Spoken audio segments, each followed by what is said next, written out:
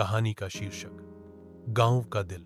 एक समय की बात है, भारत के हरे भरे खेतों के बीच आम के पेड़ों और बहती नदियों के किनारे बसा था एक छोटा सा गांव सुंदरपुर। गांव छोटा था, लेकिन वहां की जिंदगी में प्यार और अपनापन भरा हुआ था। लोग एक दूसरे को नाम से जानते थे, मुश्किल समय में मदद करते थे और हर त्योहार को मिलकर मनाते थे। गांव का दिल था एक पुराना बरगद का पेड़। उसकी छांव में बुजुर्ग कहानियां सुनाते, बच्चे खेलते और शाम को गांव वाले वहीं बैठकर बातें करते।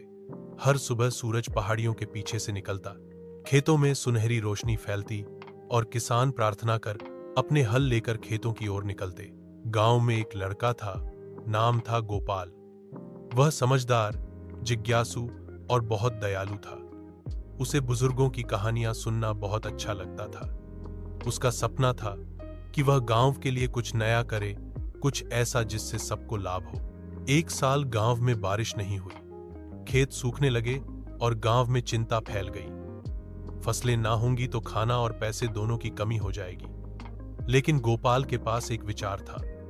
उसने स्कूल में वर्षा जल संचयन, रेन वाटर हार्वेस्टिंग और सौर ऊर्जा, सोलर एनर्जी के बारे में पढ़ा था। वह गांव के मुखिया के पास भागा और अपनी योजना बताई।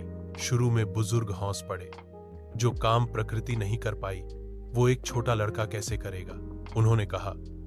लेकिन गोपाल ने हार नहीं मानी। उसने अपने कुछ दोस्तों को साथ लिया, एक गड्ढा खोदा, उसमें वर्षा का पानी इकट्ठा करने की व्यवस्था की और खेतों तक पानी पहुंचाने के लिए नालियां बनाई। उसने टूटे हुए शीशों और दर्पणों से एक छोटा सौर चूल्हा भी बना डाला। धीरे धीरे खेतों में हरियाली लौटने लगी। गांव वाले हैरान रह गए। गांव के मुखिया ने बरगद के नीचे एक सभा बुलाई और गोपाल की तारीफ की। इस छोटे से लड़के ने हमें सिखा दिया कि छोटा इंसान भी बड़ा बदलाव ला सकता है, उन्होंने कहा। इसके बाद पूरे गांव ने मिलकर काम शुरू किया। उन्होंने एक बड़ा वर्षा जल टैंक बनाया, ऊर्जा बचत सीखी और एक छोटा स्कूल भी खोला जहां गोपाल बच्चों को पढ़ाने में मदद करता था। धीरे धीरे सुंदरपुर और भी मजबूत, समझदार और हरा भरा गांव बन गया।